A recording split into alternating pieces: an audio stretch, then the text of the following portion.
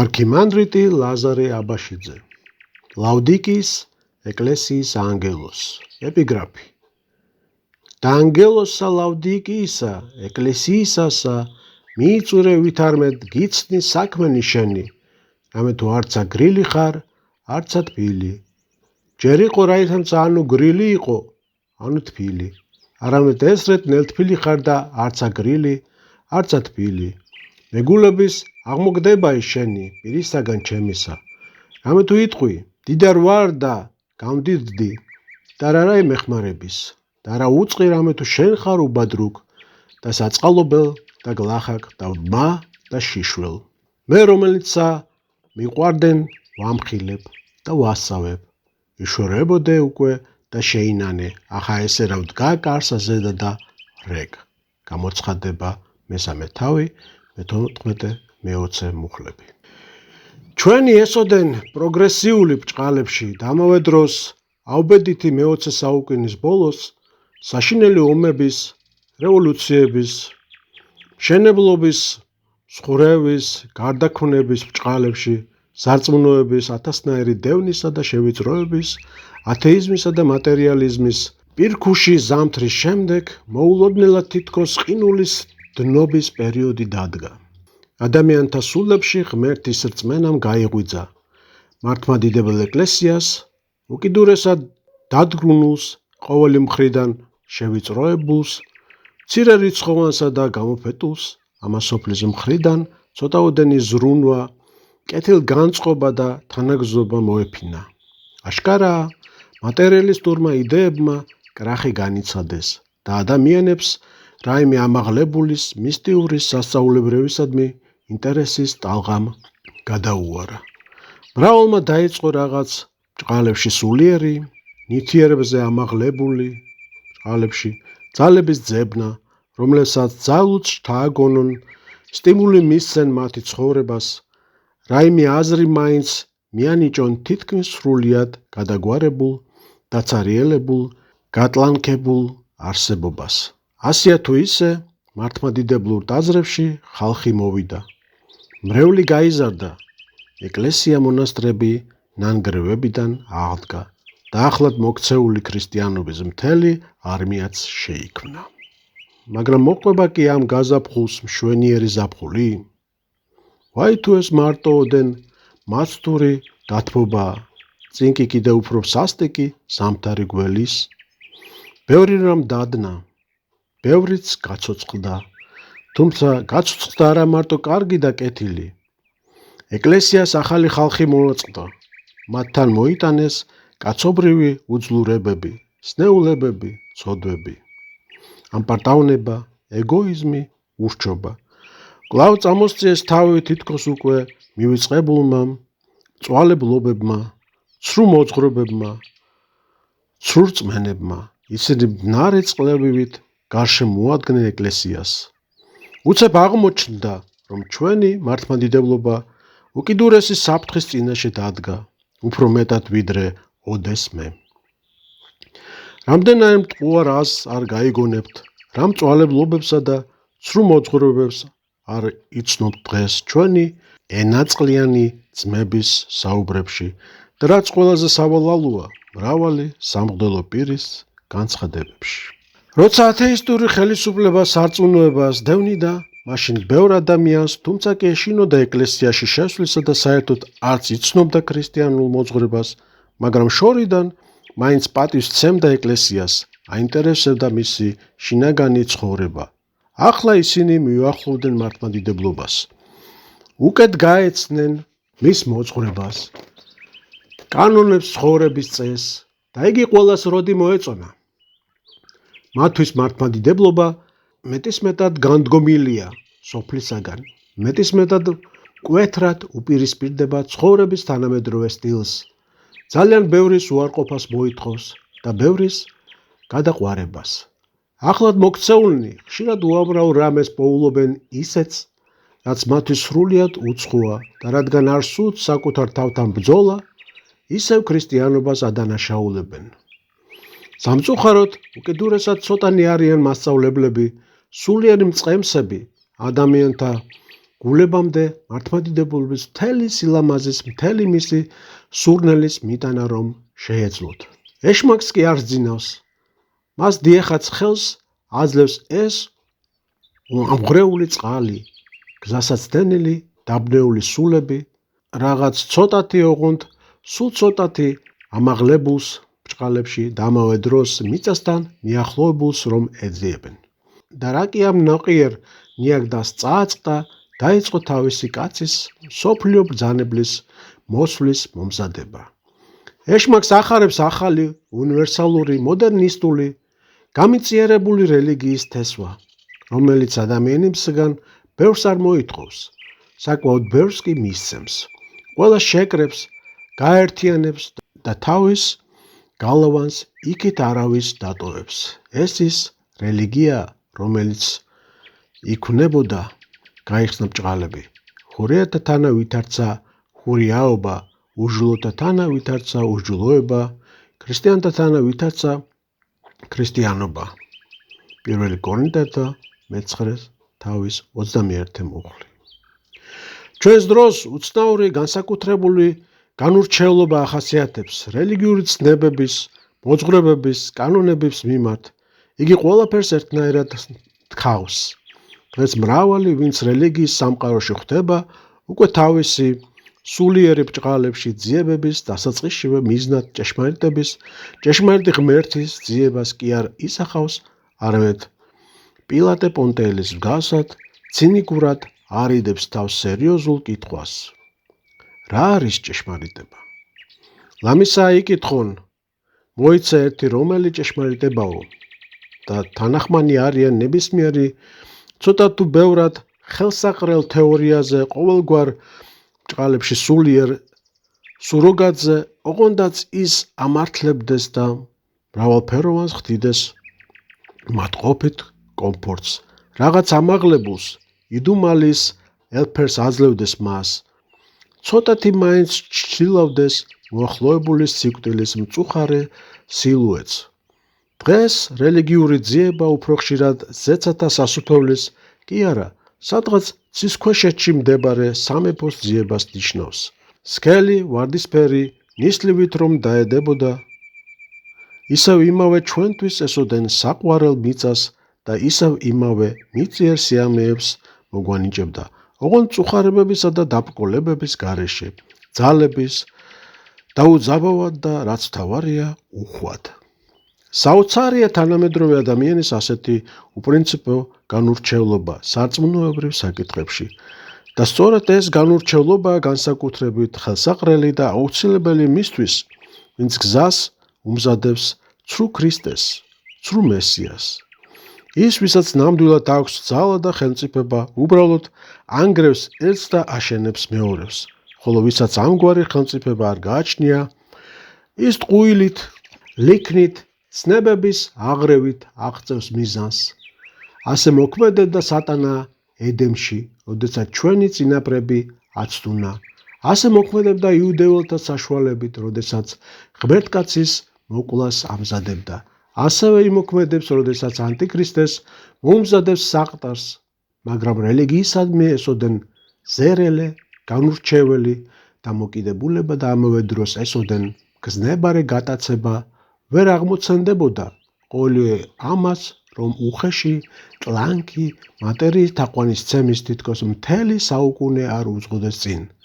და განა ვიღაცას მტკიცე ხელი სწორედ ამ მიზნით არ მიუძღოდა, ასე დაჟინებით მსოფლიოს ყველა ხალხებს ამ თავის მჭამელი ფოს ბრჭყალებში თაყვანისცემისაკენ.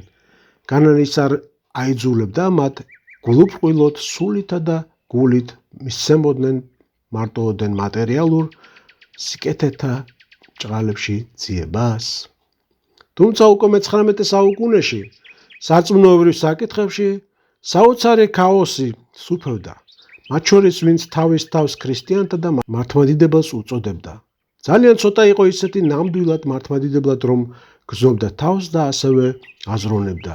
თანაც რაოდენ ხშირად იცვლებოდა ჭეშმარიტების სული ხიბლის, ქრისტესაგან განდგომილების სულით.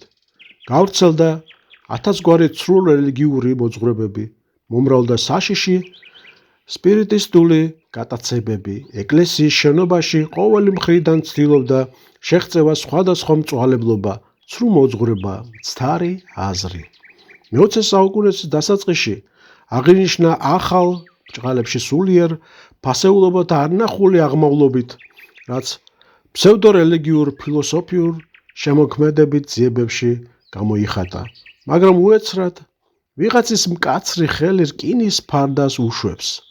სცენა საპირისპირო მოქმედებით იცვლება, წყდება ამაღლებული ბრჭყალებში ძიებების ყოველგვარი მცდელობა. ყველა თავს ხრის და გულმოდგინედ იწყებს თიხის ზელას, აგურების ძერწვასა და მიწიერი ბედნიერების და კეთილდღეობის ქალაქების შენებას. რელიგია ცხადდება ოპიუმად ხალხისთვის. მატერიალისტური ცხოვრება კი კოშმარული სიზმრისაგან გამოგვიძება და ნამდვილ ცხოვრებად, მაგრამ ბოლოს და ბოლოს ეს მეცნიერებისა და ტექნიკის რელიგიაც იწურება. ფარდა კვლავ იწევა და სცენაზე ახალი ცვლილებები ხდება. ისევ ბრჭყალებში ამაღლებული, ახალი ბრჭყალებში სულიერი იდეალების ძიება. ოღონდ ეს ძიება ამჯერად ბევრად უფრო ქაოსური და უპრინციპოა, ვიდრე საუკუნის დასაწყისში. თუმცა ვითომ დეკორაციების ცვლა ასეთი შემთხვევით და არა თანმიმდევრულია. ეს მართლა კაცის სულის მიერ ჭეშმარიტების ძიებაა? თუ ეს სინამდვილეში ჭეშმარიტების დავიწყება, მისგან გადმოვდა უღრან ტყეში გაქცევაა? კაცობრიობის ამ თითქმის შემოქმედებით ძიებაში ვიღაცისგან დაპროგრამებული მიმართულება ხომ არ ჩანს? ადამიანის გონების გამოაგნებლად ეფექტური წინსვლა სამყაროს სტიქიათა დამორჩილებაში, დედამიწის საიდუმლოების აღმოჩენა, ნივთიერების კანონებზე ბრძანებლობა, ესეც ხომ რელიგია? რელიგია თავისი ბრჭყალებში ყოვლისშემძლე ღმერთით, მისი ხელმწიფების ქვეშ მყოფი სოფლით, ძალებითა და სულებით, მასვე რომ ემორჩილებიან. ესაა ერთო პრაქტიკული, ყოველი ადამიანისთვის გასაგები და ახლობელი მისთვის ძალიან მშობლიური რელიგია. ეს არა რაღაც უხილავი სულის, არამედ სრულიად ხელშესახები და მომთხოვნი ხორცის რელიგია, რომელიც კაცს სამოთხეს აღუთქვამს. ოდესღაც, სადღაც კი არა იქ დღესვე, ეს სამოთხე ბრჭყალებში უკვე კარზე გვიკაკუნებს. საოცრად საამო განცდებს გვთავაზობს და გვირიგეს სიმშვიდეს, სიხარულს, ჯანმრთელობას და რაც მთავარია, სიკვდილის დავიწყებას. თუ მართლმადიდებლობის მამები ამბობენ, მიეცის სისხლი და მიიღე სული, ეს რელიგია ამტკიცებს, ჯანსაღ სხეულში ჯანსაღი სულიაო. თვითონ ადამიანს შემოქმედს, მეცნიერსა და მშენებელს ეს რელიგია განზოგადოებულად ღმერთად წარმოადგენს და მას ფეხქვეშ უგებს მთელ ქვეყანას, როგორც ნივთიერების უსაზღვრო ოკეანეს, რომელიც მალე ამ ადამიანი ღმერთის სრულ მონობაში აღმოჩნდება. აც და დღევანდელი სამყარო ავიღოთ სავსე ათასგვარი ურთულესი გარეგნულად საოცრად მიმზიდველი საგნებით, ტექნიკური სასწაულებით ბრჭყალებში. განა ის ტაძარი არ არის, რომელშიც ხმამაღლა ქება დიდება აღევლინება ადამიანს, ხელმარჯვე ოსტატს, გენიოს პრომოთეს, კადნიერად რომ სტაცებს, ცეცხლს ღმერთებს. მთელი ეს მოკაშკაშე, ფანტასტიკური ეფექტურობით სავსე რაღაც მექანიკური, რიტმული მუსიკით მოგუგუნე, ველური ემოციებით დახატული, დამუხტული, სუპერთანამედროვე ტექნიკით აღჭურვილი ქალაქები, საკონდენს რომ წაულეკავს, სადაც ყოველი მაღაზია ზღაპრული საოცარი სამყაროა. სასწაულების გამოფენა ადამიანის გენიალური გამოგონებლების პირადი, როგორც შეიძლება კაც არ მოეწონდეს, არ ათრობდეს, არ ატყუებდეს. ღმერთის შექმნილი სამყარო, ბუნება მთელი მისი მშვენიერებით, ღვთის სასწაული მთები და ზღვები, ტყეები და მინდორები და ვარსკვლავები, მზე და მთვარე, ცოცხალი ქმნილებები, ყოველივე ეს დღეს კაცის ხელით შექმნილი ნივთების სილამაზით, მომხიბლაობითა და პრაქტიკულობით დაიჩრდილა. აქ არაფერია განყენებული, რაღაც იდუმალი, შორეთისგან მიმართული, ყველაფერი ერთობ კონკრეტულია და საამურ. კომფორტულ ცხოვრებას ემსახურება და ეს არის ბრწყალებში 64 დედამიწაზე. დიახ, ეს რელიგია, თანაც ისეთი რელიგია, ბევრი თაყვანისმცემელი რომ გაუჩნდა, გახდა მთავარი განუყოფელი ნაწილი ამ დაცემული კაცობრიობისა. სულ მალე ადამის 64-დან განდევნის შემდეგ კაცობრიობა ორ ნაკადად გაიყო. სემმა, ადამის ღვთისმოშიშმა, შვილმა დასაბამი მისცა შთამომავლობას, რომელიც უფრო სულიერი ღირსებებით გამოირჩეოდა, სარწმუნოებით, ღმერთის მორჩილებით, სიმდაბლით, ლოცვისადმი მისწრაფებით. სემიტებზე ბიბლიაში არსად არის ნათქვამი. ყოფით საქმეებსა და პრაქტიკულ მეცნიერებებში დიდი მიღწევებით გამოირჩეოდნენ.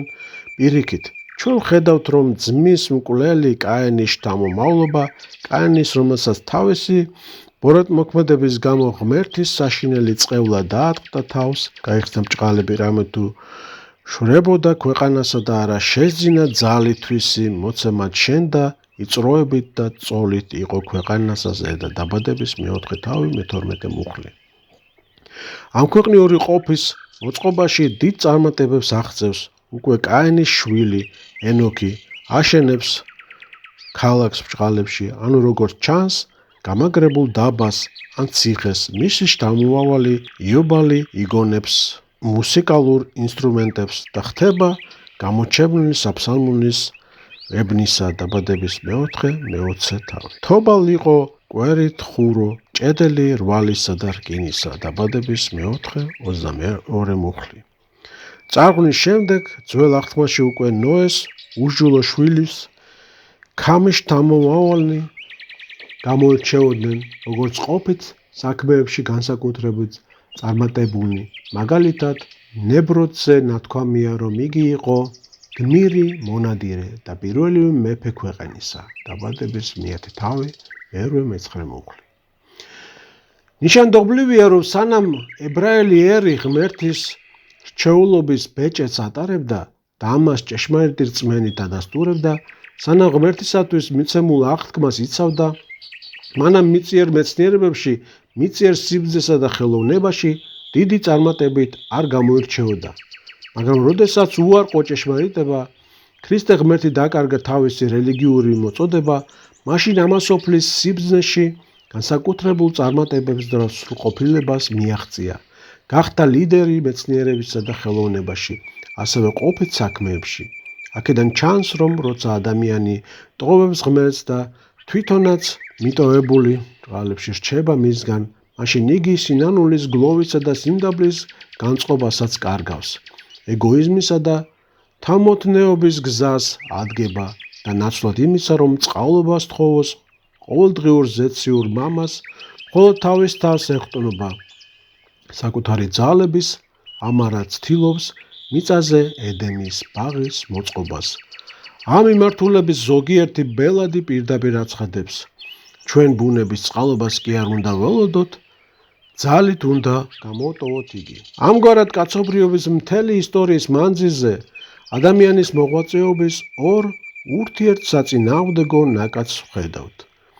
ერთს მიწიდან ზეცად აღმავალს, რომელიც აღიარებს და გლოვობს კაცობრივი ბუნების უძლურებას, ნაკლუანებას და სნეულებას, თვალს არ არიდებს ამ მძიმე, უსიამოვნო სურათს, ხედავს მთელ მის სიღრმეს და შველას მხოლოდ ღმერთისგან მოელის. ესმის, რომ ამასოფლის მგზავრია და დევნილი მიისწრაფის თავისი ჭეშმარიტი სამშობლოსკენ, ეძიებს სინანულის გზით ღმერთთან შერიგებას, აღორძინებასა და ცხონებას. მეორე მიმართულება ის არის, რომელმაც 64-დან გაძევება უდრეკი ქედმაღლობით მიიღო. თავისი დევნილობის ადგილის სამშობლოდ ქცევა განიზრახა. არჩია უმალ დაევიწყებინა ღმერთი, ვიდრე ამაყი ქედი მოიდრიკა მის წინაშე. თავისი შერყვნილი შესაძლებლობების განვითარების საკუთარი თავით, ტკბობის თავისი მოტყუებისა და სინდისის მაძინების გზას დაადგა. ილუზირებულ ბედნიერებას ძიება დაიწყო. და აი ეს ორი გზა ერთმანეთს ეჯახება. ისინი ხან ხელს უშლიან, ხან ნაწილობრივ ითრევენ ერთ ურთს, ხან დროებით ჩერდებიან და ძიძგალობენ, ხანაც კვლავ ყალღზე დგებიან და იყრებიან. დღეს ეს ორი მიმართულება განსაკუთრებით დაპირისპირებულია და თითოეულ ხელს უშლის თავთავისი მიზნების შესრულებაში. მათი შერწყმის ტენდენციაც არსებობს, მაგრამ ამგვარი შერწყმა წყლისა და ზეთისა არ იყოს შეუძლებელია. საღვთო წერილიდან და წმინდა მამების წინასწარმეტყველებიდან ჩანს, რომ ბოლო ჟამს სოფლის მოყვარეთა მიწიერი სამოთხის მონატრებულთა მამონას თაყვანის მცემალთა ნაკადი ნიაღვარივით მოაწყდება, წალეკავს მთელ დედამიწავს. ეს მიმართულება თავის მეუფესაც იპოვის, მსოფლიო ბრძანებელს, ანტიქრისტეს, რომელიც მთელ თავის ხელმწიფებას, გავლენასა და მომხიბვლელობას ორ სვეტზე დაამყარებს. ერთი მხრივ მიწიერი კეთილდღეობა, ხორციელი სიკეთეები და მატერიალური სიუხვე, რომელსაც დახვეწილი მეცნიერება და ტექნიკა, მარჯვე პოლიტიკა და დიპლომატია ქმნის. მეორე მხრივ კი ჭყალებში მისტიკა, ბუნდოვანი და უნივერსალური რელიგია, რომელიც მართლაც იქნება ოპიუმი ხალხისათვის. იგი თავბრუს დაახვევს ადამიანებს საამო შეგრძნებებით, მათ გულებში ამ დიდი ჯადოქრისადმი აღტაცებისა და მოწიწების გრძნობას დათესავს. გონებას კი ამოუხსნელ სასწაულთაგან მოგვრილი გაოცებით დაატყვევებს და სულს შიშის ბორკილებს დაადებს. ეს შიში კაცს იმ უკანონო, იმ უცნობი ძალის წინაშე ეუფლება, სტიქიებს რომ განაგებს და ზეციდან ცეცხლს გარდამოვლენს.